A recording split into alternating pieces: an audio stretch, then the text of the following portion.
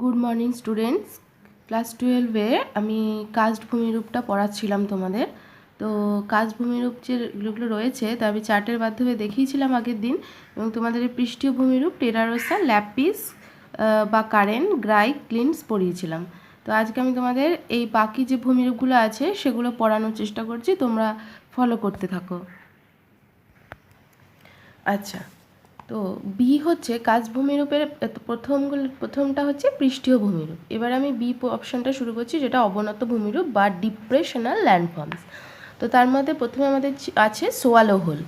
হ্যাঁ, এখানে নামগুলো দেখো, সোয়ালো হোল, সিঙ্ক হোল, পোনর, এই টাইপেরগুলো ছিল। তো তোমরা এগুলো একটু দেখো। তো কার্স্ট অঞ্চলে আমরা জানি বৃষ্টির জল, কার্বন ডাইঅক্সাইড, এগুলো কার্বনেশন প্রক্রিয়ায় দ্রবণ কার্যটা হয়, এটা আমরা আগের দিনই জেনেছি। তো দ্রবণের ফলে চুনাপাথর যুক্ত ভূপৃষ্ঠ অবিরাম ক্ষয়প্রাপ্ত হচ্ছে, এবং ক্ষয়প্রাপ্ত হয়ে কি হবে, স্থানে স্থানে অসংখ্য ছোট ছোট গর্ত বা ছিদ্রের সৃষ্টি হবে। এই ছিদ্রগুলোকে ইংল্যান্ডে বলবো সোয়ালো হোল, আমেরিকা যুক্তরাষ্ট্রে বলবো সিঙ্ক হোল, ফ্রান্সে বলবো সচ, এবং স্লাভ দেশগুলিতে বলবো পোনর। এইসব গর্ত দিয়ে নদী কিন্তু ভূগর্ভে প্রবেশ করে। আমি এই ছবিটা দেখানোর চেষ্টা করব। এখানে আমি কাজভূমিরূপের একটি ত্রিমাত্রিক ছবি এঁকেছি। দেখো, এই যে ছোট ছোট গর্তগুলো প্রথমে বৃষ্টির জল ক্ষয়কার্য করে যে ছোট ছোট গর্তগুলো তৈরি করছে, সেটাকে আমরা বলবো সিঙ্কহোল। আর এই সিঙ্কহোলই কিন্তু আমেরিকা এই যে ছোট ছোট গর্তগুলো তৈরি করছে এটাকে আমরা বলবো সোয়ালো হোল। আর এই সোয়ালো হোল কিন্তু আমেরিকা যুক্তরাষ্ট্রের সিঙ্কহোল নামে পরিচিত। এবার এই ছোট ছোট গর্তের পরে আমাদের আসবে বড় গর্ত, মানে এই গর্তগুলি দুটো গর্ত একসাথে জুড়ে যাবে বা দ্রবণ কার্য যখন আরও বেশি চলতে থাকবে তখন এরকম বড় গর্ত তৈরি হবে। এটাকে বলবো ডোলিন বা ডোলাইন। ডোলাইনের থেকেও বড় গর্ত যেটা উভালা লম্বাটে হচ্ছে, সেটা হচ্ছে উভালা। এগুলো সব আমি ডিটেল ডিসকাশন করব, দেখে নাও এক নজরে কী কী ক্ষয়জাত ভূমিরূপগুলো আমরা আজ পাচ্ছি। আর একদম বড় আকারের দেখতে পাচ্ছ একটা বড় গর্ত, সেটাকে আমরা বলবো পলজি। তাহলে এই টাইপের ক্ষয়জাত গর্তগুলি কাজ ভূমিরূপে সৃষ্টি হয়। তো প্রথমে আমি বললাম যে সোয়ালো হোল। এরপরে দেখো আমি বলছি যে পোনর। পোনর কি না, সোয়ালো হোলের যে মুখ মানে গর্তগুলো দিয়ে ভূ অভ্যন্তরে একটা সুড়ঙ্গ পথ থাকবে। ঠিক আছে, যে ওই ভূপৃষ্ঠের উপরে যদি গর্ত তৈরি হয়ে যায় তাহলে বৃষ্টির জল পড়লে সেই গর্ত দিয়ে একটা চ্যানেল বরাবর ওই গর্তটা কিন্তু ভূগর্ভে বা ভূগর্ভস্থ জলে চলে যাবে। তো সেই যে চ্যানেল বা সুড়ঙ্গটা, ওই পথটাকে আমরা বলছি পোনর। দেখো, এটা যদি ভূপৃষ্ঠ হয়, এই যে এই পথটা দিয়ে জলটা কিন্তু ভূগর্ভে ভূ অভ্যন্তরস্থ জলরূপে সঞ্চিত হবে, তাহলে সেই পথটা হচ্ছে পোনর। হ্যাঁ, এই পোনরগুলি সোয়ালো হোল মানে যে ভূপৃষ্ঠে যে গর্তগুলো তৈরি হচ্ছে, আর সোয়ালো হোল বা সিঙ্ক হোলের সাথে ভূ অভ্যন্তরে গুহা তৈরি হয়, সেটা আমি পরে আসছি। সেই গুহা এই দুটোর মধ্যে সংযোগ রক্ষা করে এই পোনরগুলো, এগুলো এক একটা সুড়ঙ্গ পথ। এরপরে আসছে ডোলাইন। সার্বিয়ান শব্দ ডোলিরা থেকে ডোলাইন শব্দটি এসেছে, যার অর্থ ভূদৃশ্যের মধ্যে এক অবনমন। ঠিক আছে, অবনমন বা গর্ত। তাই এটা সোয়ালো হোলের থেকে বড় হবে। কার্স্ট অঞ্চলে ভূপৃষ্ঠে গঠিত সিঙ্কহোল বা সোয়ালো হোলের চেয়ে বড় আবদ্ধ গর্তকে ডোলিন বলে। 2 থেকে 100 মিটার গভীর হয়, 60 থেকে 1000 মিটার ব্যাসযুক্ত হয় এই ডোলিনগুলো। ডোলিনের ছবি তোমাদের একটু আগেই দেখালাম। সোয়ালো হোলের থেকে কিন্তু এই গর্তটা বড় হচ্ছে। আচ্ছা, এবারে যদি ডোলিরের শ্রেণীবিভাগ করা হয় তো আমরা অনেক রকম ডোলাইন দেখতে পাবো। এটা আলাদা করে একটা প্রশ্ন আসতে পারে যে ডোলাইনের শ্রেণীবিভাগ করো। তাহলে আমরা কত রকম ডোলাইন দেখতে পাচ্ছি: দ্রবণ ডোলাইন, ধস ডোলাইন, দ্রবণ পাইপ ডোলাইন, অবনত ডোলাইন, ককপিট ডোলাইন। অনেকগুলো ডোলাইন দেখতে পাচ্ছি, আমি তার ছবিও দেওয়ার চেষ্টা করেছি। তো তোমরা প্রথমে হচ্ছে দ্রবণ ডোলাইন। এটা স্বাভাবিক দ্রবণ প্রক্রিয়ায় তৈরি হয়। কার্স্ট অঞ্চলে ভূপৃষ্ঠ শিলাস্তর যখন দ্রবীভূত হবে তখন দ্রবণ ডোলাইন এই যে গর্তটা তৈরি হলো এখানটা, এটা দ্রবণ কার্যের ফলে পুরোপুরি বৃষ্টির জলের কার্য, যেটা কার্বনেশন প্রক্রিয়া দ্রবীভূত হয়ে হয়ে হয়ে এই ছোট গর্তটা হচ্ছে। এইটা এবারে সোয়ালো হোলের থেকে বড়। এই গর্তের ঢাল 20 থেকে 30 ডিগ্রি হয়, এটা হচ্ছে দ্রবণ ডোলাইন। ধস ডোলাইন দেখতেই পাচ্ছ, গুহার ছাদ মানে কার্স্ট অঞ্চলে আমাদের ভূপৃষ্ঠের ওপরে গর্ত তৈরি হচ্ছে সোয়ালো হোল, সিঙ্কহোল, ডোলাইন। আবার ভূগর্ভেও কিন্তু আমাদের ফাঁকা শূন্যস্থান তৈরি হয়, সেটা আমি পরে আসছি।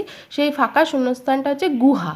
তো গুহার ছাদ যখন ধসে যাবে তখন এই ডোলাইনটা হচ্ছে ধস ডোলাইন। দেখো এই ছাদটা ধসে পড়ে গেছে এবং এখানে গর্তটা তৈরি হচ্ছে, এই ডোলাইনটা হচ্ছে ধসন ডোলাইন বা ধস ডোলাইন।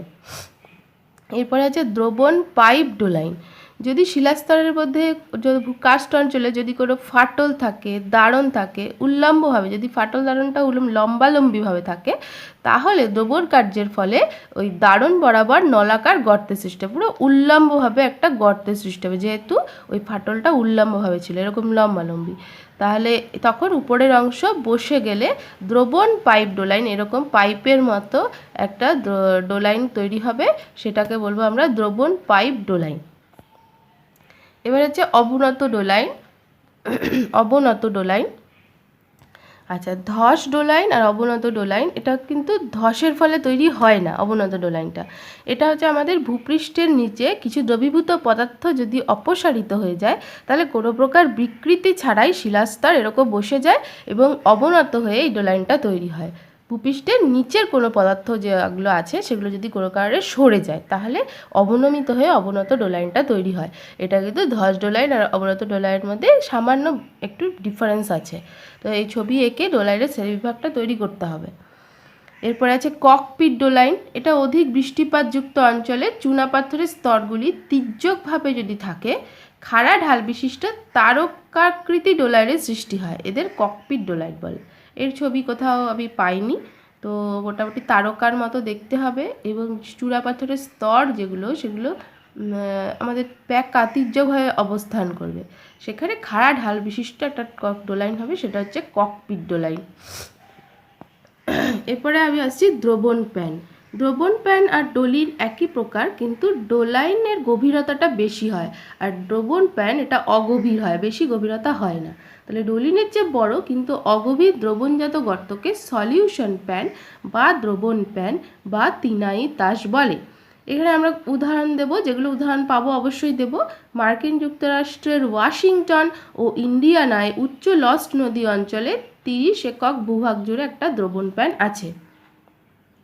নেক্সট হচ্ছে আমি কাস্ট হ্রদ। হ্যাঁ, এটা অনেক সময় চারিদিক থেকে বয়ে আনা জলের কাদা, জলের মধ্যে যে অন্তর্ধুত কাদা আছে ওগুলো ডোলাইনে জমা হয়। তখন কি হবে, ডোলাইনের গর্তটা তলার দিক থেকে বন্ধ হয়ে যাবে কাদাগুলো জমে, তখন ডোলাইনের জলটা বেরিয়ে যেতে না পেরে ও ডোলাইনের মধ্যে যে জল, বৃষ্টি হলে বা চূড়াপাথর বৃষ্টি হলে তো জল জমবেই, তো ডোলাইনের জলটা ওই কাদাগুলো জমার জন্য নিচের দিকে আর যেতে পারে না, তখন একটা হ্রদ সৃষ্টি হয় অস্থায়ী। এইসব হ্রদগুলো কে বলা হয় কাস্ট হ্রদ। আচ্ছা, কার্স্ট বাতায়ন বা কার্স্ট উইন্ডো কি? চুনাপাথর অঞ্চলে ভূগর্ভের তলায় নদী প্রবাহিত হয়, অন্তঃসলীলা নদী তোমাদের আগের দিনই বলেছিলাম। তাহলে ভূগর্ভস্থ নদী সুড়ঙ্গের মধ্যে দিয়ে প্রবাহিত হয়। এবার সুড়ঙ্গের ছাদ, সুড়ঙ্গ মানে একটা সরু জায়গা দিয়ে প্রবাহিত হয়। সুড়ঙ্গের ছাদ যে অংশ ধসে যায়, সেখানে ভূপৃষ্ঠ থেকে নদীকে, মানে ওপরের অংশটা, কার্স্ট অঞ্চলের ওপরের অংশ যদি ধসে পড়ে যায়, তখন ওই নদীটা কি হবে, জানলা দিয়ে, মানে ভূগর্ভস্থ নদীকে ভূপৃষ্ঠ থেকে দেখা যাবে, দেখে মনে হবে যে জানলা দিয়ে আমি নদীটাকে দেখছি। তো মনে করো আমাদের ভূপৃষ্ঠের নিচে নদী আছে, কোনো কারণে ভূপৃষ্ঠের ওপরের অংশটা যে জায়গা দিয়ে তুমি হাঁটছো সেখানটা ধসে গেল, তাহলে তখন একটা গর্তের মতো জায়গা হবে, সেখান দিয়ে যেটা জানালা, সেই জানালা দিয়ে দেখে নিচে নদীটাকে তুমি দেখতে পাবে, সেটা হচ্ছে কাস্ট বাতায়ন, জানালাটাকে বলে। বোড়া গুহা থেকে গোস্থানী নদীর প্রবাহকে আমরা দেখতে পাই। উভালা, নেক্সট উভালা। উভালা আগেই বলেছি যে 2 বা 2-এর বেশি ডোলাই যখন একত্রে মিলিত একটা বড় গর্ত হবে, সেটাকে আমরা উভালা বলবো। এটা দীর্ঘায়িত, অধিবৃত্তাকার বা উপবৃত্তাকার হয়। একটি উভালার আয়তন কয়েক হেক্টর পর্যন্ত হয়ে থাকে। পোলজেটা হচ্ছে সবচেয়ে বড় গর্ত। চুনাপাথর দিয়ে গঠিত অঞ্চলে উভালার চেয়ে বড়, দীর্ঘায়িত, সমতল তলদেশ বিশিষ্ট এবং চতুর্দিকে খাড়া ঢাল বিশিষ্ট আবদ্ধ গর্তকে পোলজি বা পোলজে বলে। ঠিক আছে, ভূ আন্দোলনের ফলে চূড়াপাথরের স্তর যদি নিচের দিকে বেঁকে যায়, তখন বিশাল অবনমিত একটা অঞ্চল সৃষ্টি হবে। এটা ভূ আন্দোলনের সাথেও কিছু জড়িত আছে। তখন বিশাল অঞ্চল জুড়ে একটা গর্ত তৈরি হয়ে যাবে এবং দ্রবণ প্রক্রিয়ায় তার আকৃতিগত পরিবর্তন ঘটবে, তাই এটাকে আমরা বলবো পোলজি। পলজির বৈশিষ্ট্য আমি লিখেছি তোমাদের।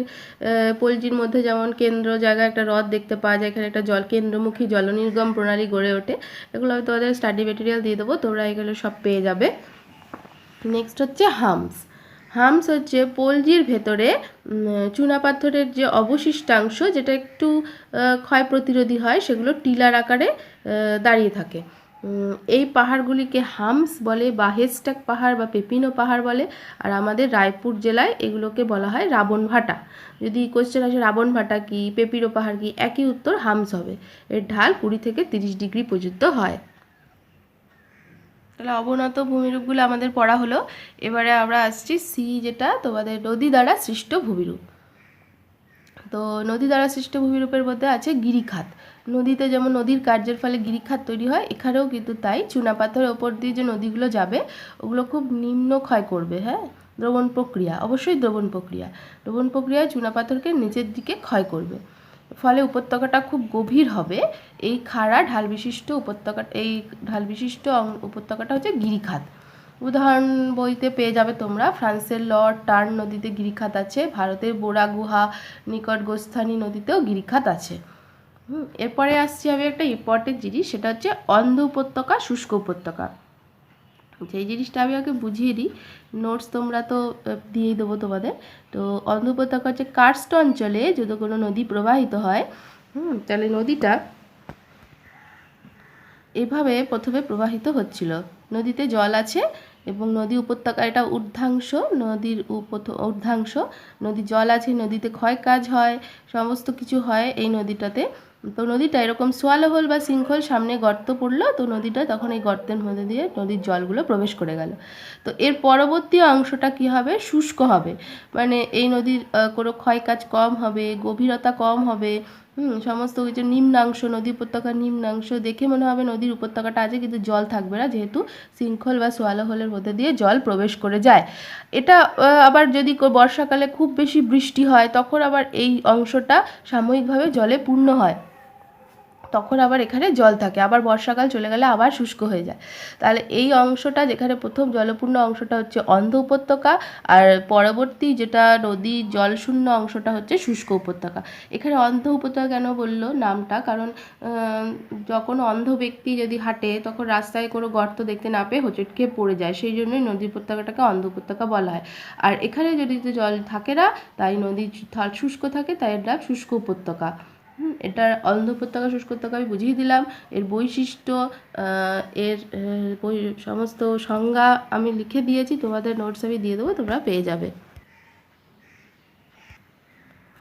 এরপরের পয়েন্ট হচ্ছে প্রাকৃতিক সুড়ঙ্গ আর প্রাকৃতিক সেতু।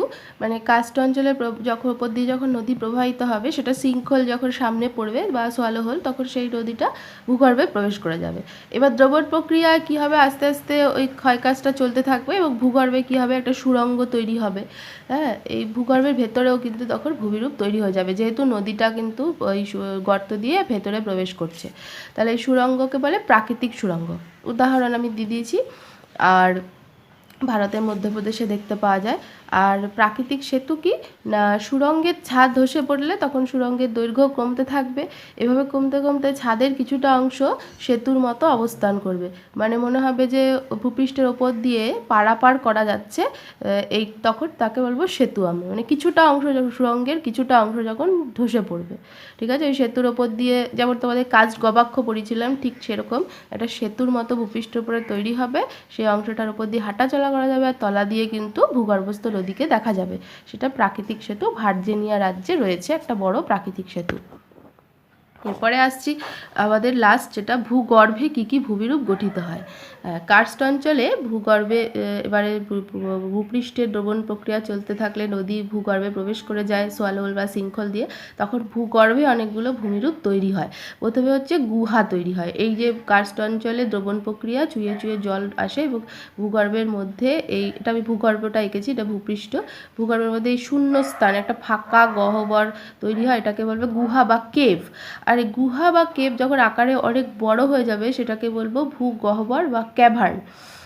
যেমন আমাদের ভারতের পাঁচমারি, বোরা গুহা, দেরাদুন, এগুলোতে অনেক গুহা রয়েছে। আর ফ্রান্সের গুফরে বার্জার যে গুহাটা পৃথিবীর গভীরতম গুহা। এবারে এটা হচ্ছে আমাদের ক্ষয়জাত, ভূগর্ভে যে ভূমিরূপগুলো গঠিত হয় তার মধ্যে ক্ষয়জাত ভূমিরূপ হচ্ছে কেভ আর ক্যাভার্ন। এবারে ভূগর্ভের মধ্যে সঞ্চয়জাত ভূমিরূপগুলো আমাদের জানতে হবে। না, ভূগর্ভের এরকম গুহার মধ্যে, গুহার ছাদ থেকে চুনাপাথরের জলীয় দ্রবণ ফোঁটা ফোঁটা আকারে পড়তে থাকে। তাহলে ওপরের যেগুলো চুনাপাথরের জলীয় দ্রবণ ফোঁটা ফোঁটা আকারে পড়তে থাকে, সেই ক্যালসিয়াম কার্বনেট বা জলীয় দ্রবণকে আমরা বলবো স্ট্যালাকটাইট। স্ট্যালাকটাইট। আবার বৃষ্টির জলের ফোঁটা এইভাবে মেঝেতেও, গুহার মেঝেতেও কিন্তু জমা হয়, এবং বৃষ্টির জলের ফোঁটা জমে জমে জমে জমে এরকম উঁচু হয়ে যায়, যে ভূমিরূপটা দেখতে পাচ্ছ এটা হচ্ছে স্ট্যালাগমাইট।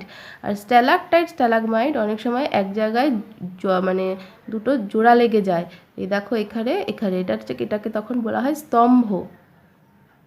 ঠিক আছে, তাহলে স্ট্যালাকটাইট স্ট্যালাগমাইট স্তম্ভ। আর হেলিকটাইট, হেলিকটাইট হচ্ছে তির্যকভাবে যখন তোমার চুনাপাথরের মূর্তি বা চুনের মূর্তি জমা হয় তখন তাকে বলা হয় হেলিকটাইট।